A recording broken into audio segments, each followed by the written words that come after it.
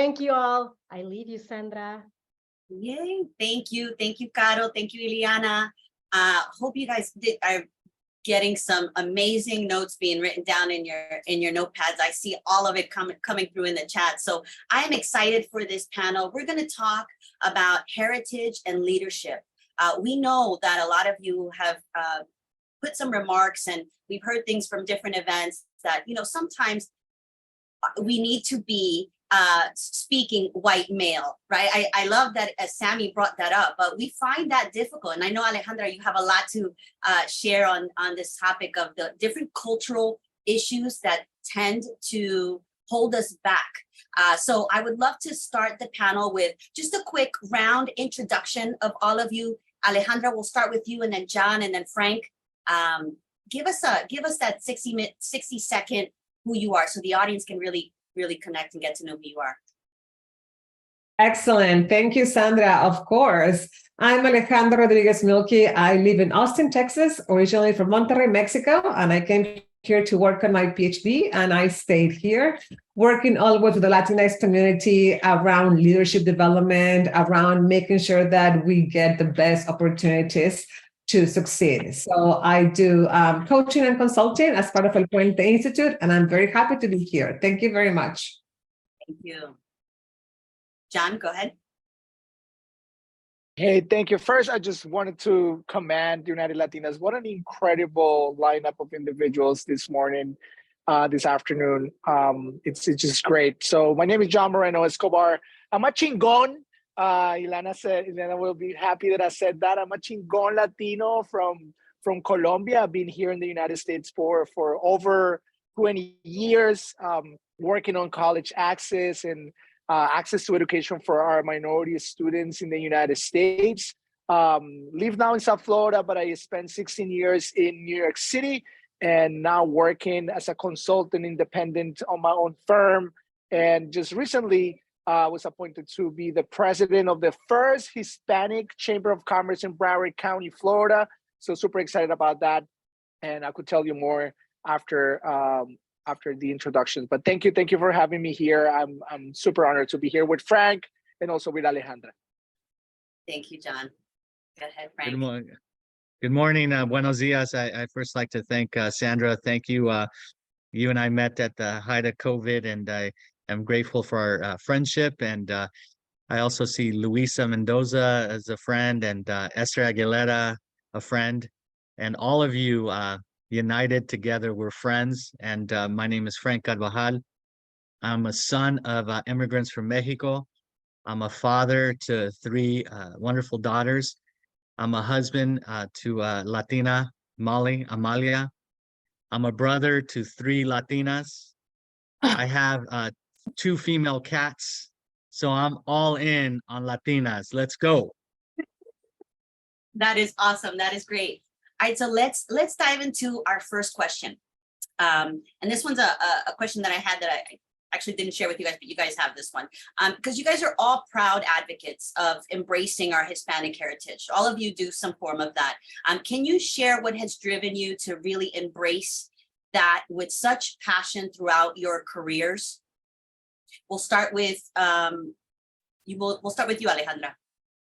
Yes, of course. Well, that's a great question. I think for me personally, it was the fact that, of course, I'm a foreign-born Latina, so I came here later in life, and it was. And I had been here before many times. I spoke English already. I had been in Texas many times from Mexico as a tourist, right? And it still was quite a strong cultural shock, right? I mean, things were done differently. Friendships were formed differently, right? And I think for some time, the first few years when I was really trying to figure out this new way of living, of doing things, for me, it was also a jump, right, into learning more about me and my culture and myself, right? Because when you live in Mexico, everything is the same, right? We're all Mexicans, so you take it for granted, right? So when I came here and I was seeing how things were being done differently, for me was an invitation to learn more about me, to understand about my culture, to really, and of course I was working with the Latinx community since day one, since I moved here. So, but I was very interested in learning more about us, what makes us so strong, so powerful. So in that discovery of who I was, I fell in love with, again, even as a Mexican, I fell in love with my culture. I fell in love with all these cultural values that we have that make us so powerful. And I was very intentional and learn about them, in using them, right, and sharing them with others. So I think for me it was a way to discover myself when I was living in this new land that was the US. So I think that honestly, that was what saved me. I think I would not be here if I had not done that intentional work, right? That I feed with a lot of my trips to Mexico. I go to Mexico 3 times a year. For me, it's essential. I cannot leave. It's like the air that I need, right? So, but it was my way to survive in this new land. Yeah. Frank, you do so much. You have your annual summit. You're always advocating for Latinos with your 365 Latino leaders, with EsTiempo, always that call to action all the time. That always reinforces to us that we do have to keep moving the ball forward. We do have to be embracing that.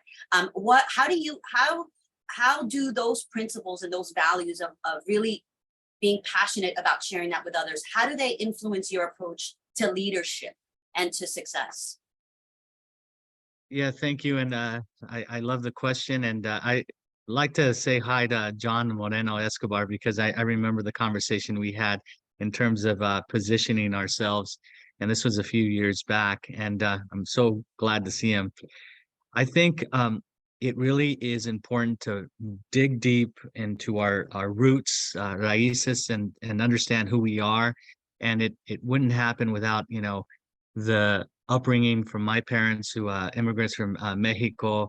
They were campesinos. They worked as migrant farm workers, and the grit and the ganas that my mom taught me early on, the 2 Gs, was something that a culmination of being a first-gen graduate from college, as many of us are something that really not only excites me, but ignites me. And I think it's important to really look at our surroundings when we are in college, to see that the white community or Asian community or Middle Eastern community, and prayers for peace everywhere right now, especially in the Middle East. When we see that, we see networks that are built. The networks that are built are generational. And for our networks, first generation, it has to be second, third, fourth generational networks. We are, for many of us on this call today, are the first to take action. But it's important for me as a son of immigrants to create an ecosystem for all of us that is about 365. And Sandra, I'm so glad you mentioned the Leadership Summit, because it happened this past weekend. But for next year, it's going to happen on how we see Hispanic Heritage Month. But I hope, God willing, it is a game changer for celebrating every day, because I'm really going to put that on the roadmap for the next summit. It's going to be something beyond Hispanic Heritage Month, beyond it, because I feel that these calls to action are so important. But it's important for all of us to take responsibility, to showcase, to highlight colleagues every single day in our network, because LinkedIn has, I had the highest ranking Latina honored last weekend, has 995 million active users, close to 1 billion. And our voices alone that are on LinkedIn is powerful. So let's take action by spotlighting one of your colleagues every day from October 16th to September 14th. That is the call to action. I love that. I love that. John, I would love your input on that same question. You want me to read it, or you got it? No, I have been thinking about it. I don't want to say the same thing Alejandra and Frank said. But look, I think for me, it's all about representation, right? It's all about education.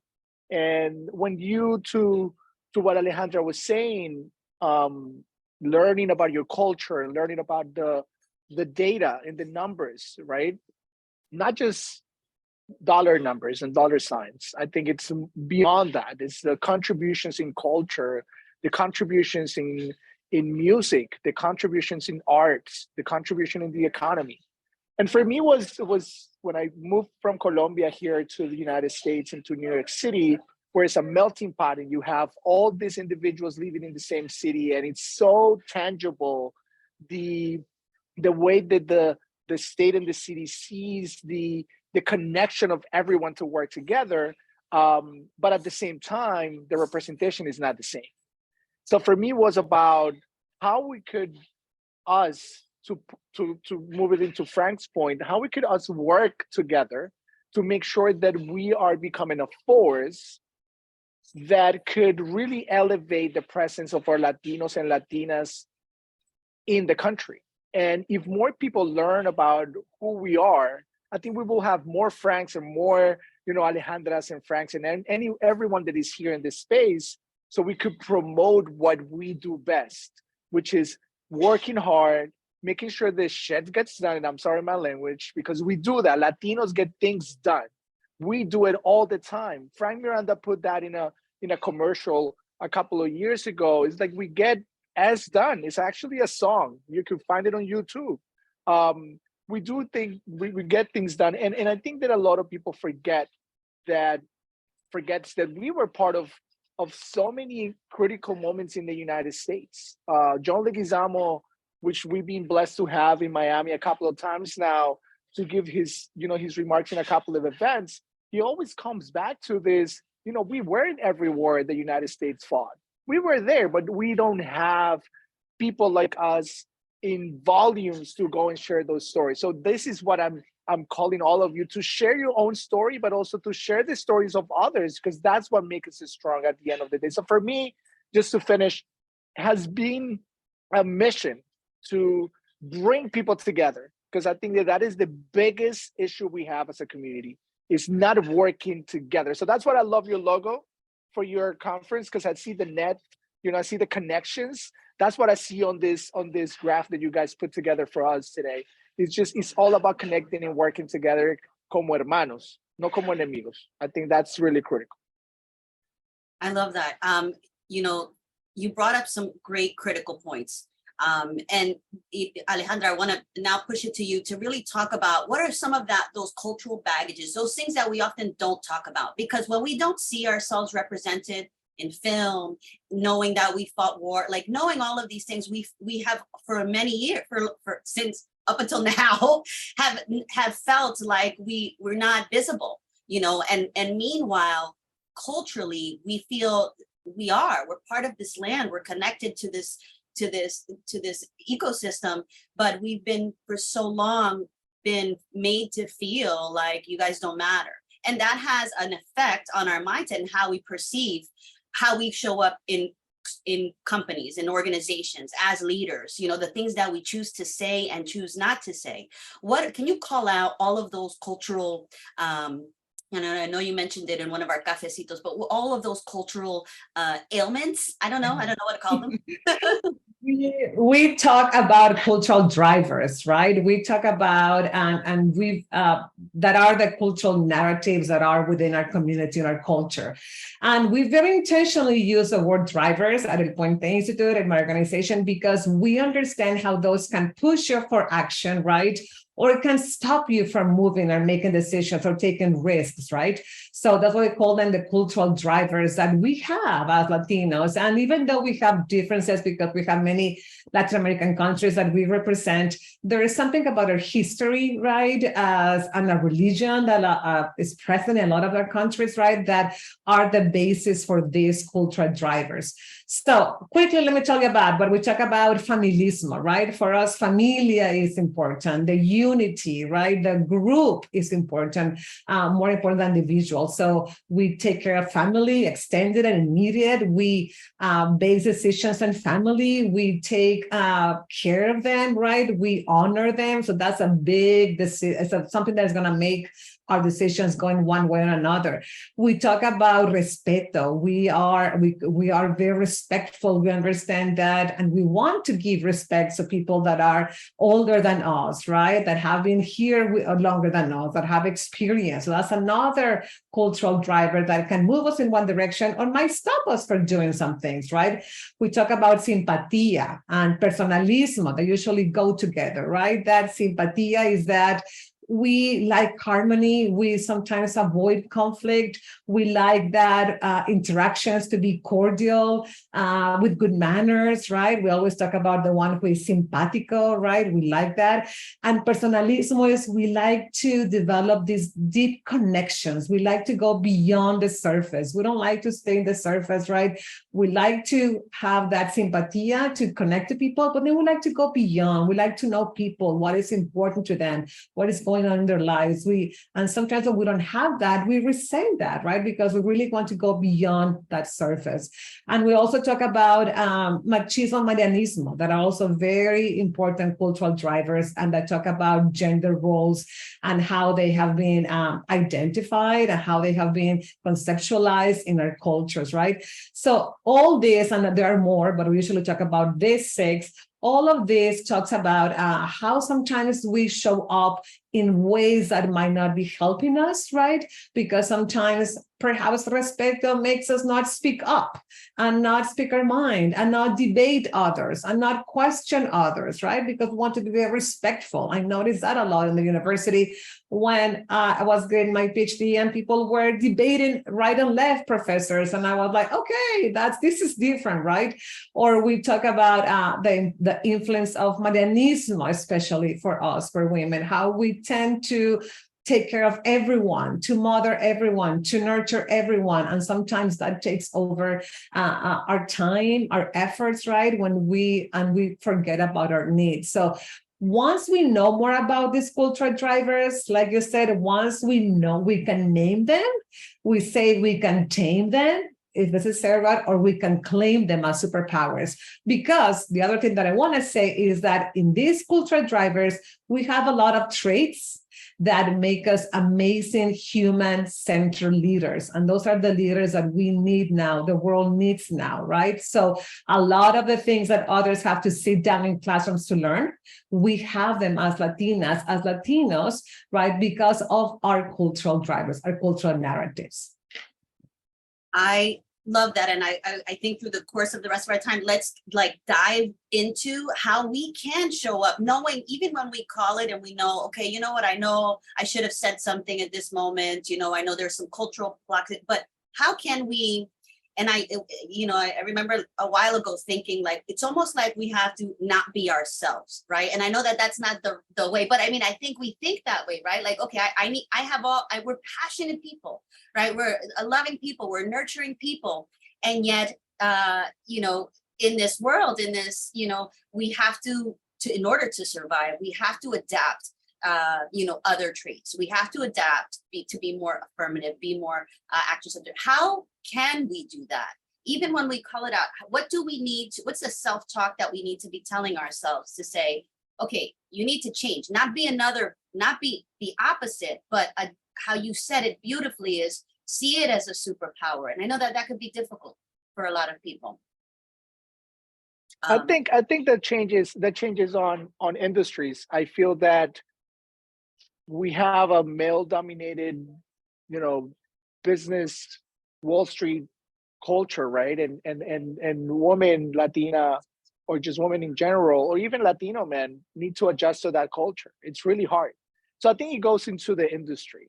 But to what Alejandra said, really beautiful, was that we bring these cultural things and we bring this awareness, and it's how we could use it to recognize that the organizations could use it too, right? So especially now when we're talking about DEI, right? It's like everyone is talking about it, but how many people are really doing it, right? And there's experts here. We have Lisette Ibarra, which is an expert on this, so she will maybe just grill me later on today. But just to finish, and I'll let maybe Frank has more thoughts about this, is for me, it's that I don't know if we need to change. I think that we have to learn the system, to hack the system. My wife always says that to me. It's like, we've been able to hack the system of building wealth, and now we need to start, as we now in the system need to start bringing that cultural. We need to bring that, sometimes throwing a Spanish word and making fun. And for me particularly with this, I finished, was hard when I moved here in the United States, because I was hugging everyone. I mean, in Colombia, everyone hugs everyone. And I remember that I went to my first boss at JP Morgan Chase when I worked at the bank, and I tried to hug him, and he just he did like this, like, what are you doing, right? So I think that those are part of knowing when to use it, how to use it, respect the current culture, but at the same time, when you're in positions of power and you're in positions where you could influence the core of the system, then you plug your culture, you plug, the things that you could put in to bring more Latinos up the ladder, right, with you, and building up on the shoulders of others, like Frank said at the beginning. I love that. And Frank, you exemplify it so much with the things that you do online, but what other advice you have to how someone can really tap into using their culture as their superpower? Yeah, well, it really all begins with education. I hear calling out companies and calling out executives, but here in the Silicon Valley, I'm a huge advocate for STEM and STEAM, and I challenge the narrative. I challenge the white executive to say, well, your dollars and cents go into STEM programming, but it's already at the high school level. We have to start it from pre-K to the 3rd grade to the 4th grade, because what happens in STEM, especially in mathematics, many of the families in California alone, we're at a percentage of close to 39% that's comprised of Latinos here in the state of California. And in the Silicon Valley, less than 4% represent tech, the tech industry. And we're talking about these global unicorns. And when tech, especially Latinas, are representing these tech companies, what I find is many of the times our Latina community end up becoming entrepreneurs, because I call it stuck in the middle. They don't propel higher than a middle management position. So this is why you see the fastest growing segment of entrepreneurships from Latinas, because Latinas are the most bold composition of our community. Latinos, we're a little more tentative. So I, as a father of 3 Latinas, applaud our Latina community. And I think one of the things that we have to do is really encourage the Latino entrepreneurs and Latinos to become venture capitalists, save money, invest, and then build a portfolio. And then from the portfolio, you look at talented Latinas or Latinos to really start their business and grow these companies into unicorns, so we don't have to rely on the white executive to write the check. So it's up to us to write the check. We are strength in numbers, and when we challenge and we are bold and not afraid, we succeed. And today, just this morning, I got up really early for my first opening keynote, and it was 7 in the morning my time. And so one of the things that I mentioned that's very important that I had folks buy into is, let's do without the word imposter. Imposter syndrome, let's squash it. We are not imposters. We are the force. Let's not walk into a room feeling that imposter syndrome. We are not imposters. So I really want everyone to leave with the fact that we are competitors, we have passion, we have pride, and the cultural piece of it. Let's not mention food and música. We understand food and music.